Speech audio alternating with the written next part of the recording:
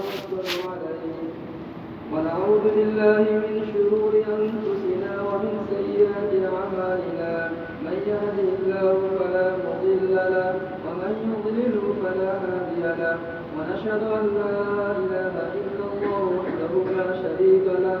ونشهد أن سيدنا ومولانا محمدا عبده ورسوله صلى الله تعالى عليه وعلى آله وأصحابه وبارك وسلم تسليما كثيرا كثيرا.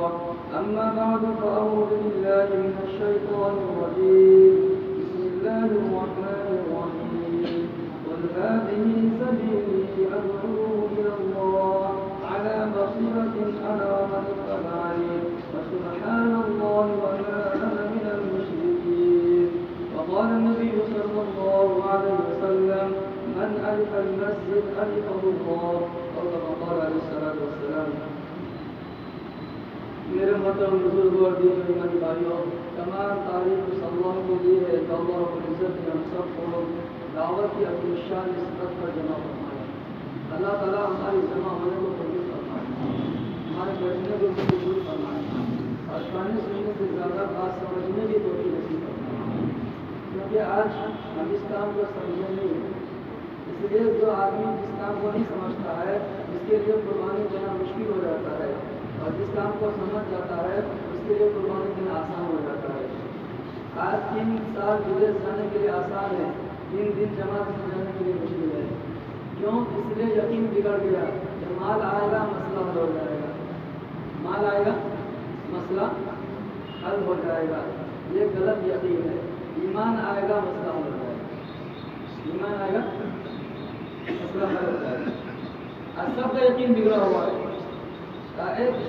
اس وقت جس وقت ہم صاحب نے آواز لگایا، اس سے پہلے ہر آدمی آواز لگایا تھا. لگ رہا تھا دنیا دار بھی آواز لگا رہے تھے. ملک و مال سے زندگی بنتی ہے، عہدہ ڈگری سے زندگی بنتی ہے، روپیہ پیسہ سے زندگی بنتی ہے. سب لوگ اسی کو حاصل کرنے میں لگا ہوا تھا. ایک نحیف آواز، ایک کمزور آواز، ایک ٹکلا پن آواز نظام الدین مرکز سے لگی. ملک و مال سے زندگی نہیں بنتی ہے، ایمان و عمل سے زندگی بنتی ہے.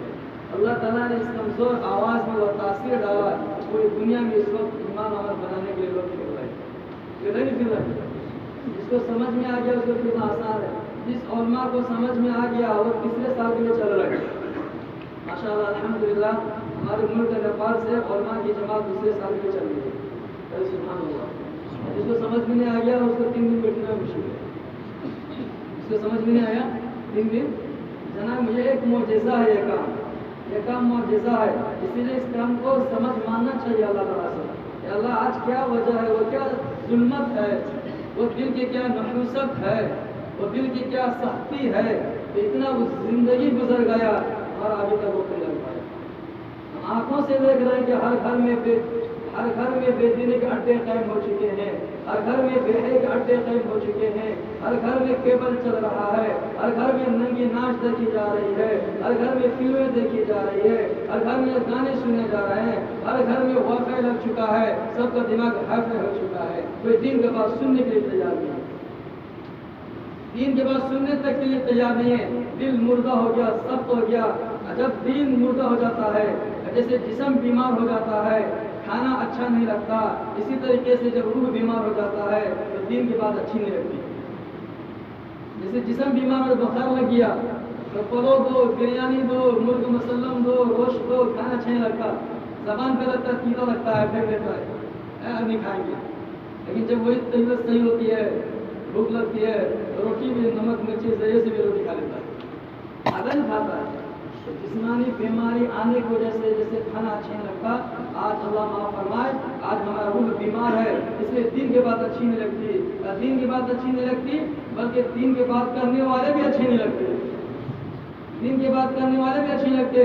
ہمارے وہ نوجوان جب جماعتیں گزرتی ہے تشکیل کے لیے چلو مسجد میں آنا، وہ نوجوان جو مسلمان ہے، اپنے آپ کو مسلمان کہنے والا یہ نوجوان جو فلموں کے گانے سن کر کے کان جو ہے اس کا عادی بن گیا ہے، دین سے اس میں نفرت ہو چکا ہے، اتنی دوری ہو چکی ہے، جماعت کو دیکھ کر کے راستہ بدل دیتا ہے. جماعت کو دیکھ کر راستہ بدل دیتا ہے. وہ مسلمان جو مسجد نہ لا پائے، جس کا ایمان بلانے کے بعد بھی نہ آئے، اس حال میں اس کی موت آ گئی، یہ کہا جائے گا. یہ نوجوان ہمارے گھر کا نوجوان ہے، یہ بیٹا ہمارا لخت جگر ہے، یہ نوجوان جو اللہ کے حکم کو توڑ کر کے نبی کے طریقے چھوڑ کر زندگی گزر رہا ہے، ایک مسجد نہیں آ رہا ہے، اور جماعت والا گیا بلانے کے لیے پھر بھی دیکھ کے بھاگ گیا، اس وقت بھی نماز میں نہیں آیا، مسجد میں نہیں آیا، اس حال میں اس کی موت ہے، جس سے کیا بنے گا؟ یہ مذاکرہ ہے، وذکر بین الزکات والمؤمنین، یہ جماعت کا کام کوئی مستحب کام نہیں ہے، یہ جماعت کا کام کوئی نفل کا کام نہیں ہے، یہ جماعت کا کام کریں گے تو ثواب ملے گا یا نہیں کریں گے تو نہیں ملے گا، ایسا نہیں ہے، بلکہ یہ جماعت کا کام یہ مسجد کو آباد کرنا، ایمان کی محنت کرنا اور مومن پر فرض عین ہے، ہر مومن پر فرض عین ہے۔ ایمان کے مذاکرے مسجد نبوی میں لگا کرتا تھا، اللہ کے نبی مذاکرے کیا کرتے تھے اور صحابہ اس مجلس میں بیٹھتے تھے، تو وہ صحابہ جو نبی کی مجلس میں بیٹھ رہے ہیں وہ اپنے ایمان کی کیفیت بتلا رہے ہیں، یا رسول اللہ صلی اللہ علیہ وسلم جب آپ کی مجلس میں ہوتا ہوں تو دل کی کیفیت کچھ اور ہوتی ہے، جب گھر میں بھی اور بچے میں چلا جاتا ہوں تو دل کی کیفیت بدل جاتی ہے، نافق حنظلہ اپنے آپ کو منافق کرنے لگا حنظلہ، تو دل کی کیفیت بدل گئی۔ وہ صحابی جس سے کوئی اللہ کا حکم نہیں ٹوٹا، کوئی نبی کا طریقہ نہیں چھوٹا، کوئی حرام کام نہیں ہوا، اپنے آپ کو منافق کہنے لگا۔ یہ آج کا مسلمان یہ کیسے مسلمان ہے، نماز کو چھوڑ کر کے نبی کے طریقے کو توڑ کر کے حرام کر کے بھی ذرا بھی تنہائی میں احساس نہیں ہوتا ہم منافق تو نہیں ہو گئے؟ کیسے مسلمان ہے؟ یہ کون سا ایمان ہے؟ یہ کون سا کلمہ ہے؟ اور ایسا کلمہ اگر پڑھنا ہوتا تو ابو جہل بھی ایسا کلمہ پڑھ لیتا، ابو جہل بھی اللہ کے نبی کے سامنے کھڑے ہو جاتے، اللہ کے نبی کے سامنے اللہ کے نبی اگر کلمے کا مفہوم یہی تھا جو 1400 صدی کے مسلمان نے سمجھا تھا، کلمے کا مفہوم یہی تھا جو بھمری کے مسلمانوں نے سمجھا تھا کہ کلمہ بھی پڑھو، حرام بھی کرو، کلمہ بھی پڑھو، نماز بھی چھوڑو، کلمہ بھی پڑھو، سود بھی کھاؤ، کلمہ بھی پڑھو، ہر حرام کرو، ایسا کلمے کا مفہوم تھا، ہم کو کیوں نہیں بتایا؟ ہم بھی ایسا کلمہ پڑھیں گے۔ بھائی مسلمان دوستوں کیا جواب دیں گے؟ ایمان کا مذاکرہ آج ایمان کا مذاکرہ چھوٹنے کی وجہ سے آج سب آدمی مطمئن ہو چکا ہے، سب مطمئن ہو چکا ہے، گناہ کر کے خوش ہو رہا ہے، گناہ کر کے خوش ہو رہا ہے۔ اللہ کے نبی سے صحابہ نے پوچھا مال ایمان یا رسول اللہ صلی اللہ علیہ وسلم، اے اللہ کے نبی ایمان کیا ہے؟ ایمان کیا ہے؟ اللہ کے نبی نے فرمایا اذا سرت حسنتک وساءت سیئتک فانت مومن، جب تجھے نیک عمل خوش کر دے، برا عمل غمگین کر دے، تب تم مومن ہو۔ نیک عمل خوش کر دے، برا عمل غمگین کر دے، تب تم مومن ہو۔ آج گناہ کرنے پہ کوئی غم نہیں ہوتا، نیکی کرنے پہ کوئی خوشی نہیں ہوتا، آج کا مسلمان بلکہ گناہ کر کے خوش ہوتا ہے، آج کا مسلمان گناہ کر کے خوش ہوتا ہے، اور جو گناہ تنہائیوں میں کیا تھا وہ گناہ مجمع میں آ کر کے ساتھیوں میں خوشی خوشی بیان کرتا ہے۔ آج کا مسلمان گناہ کرنے پر کیا پچھتاتا؟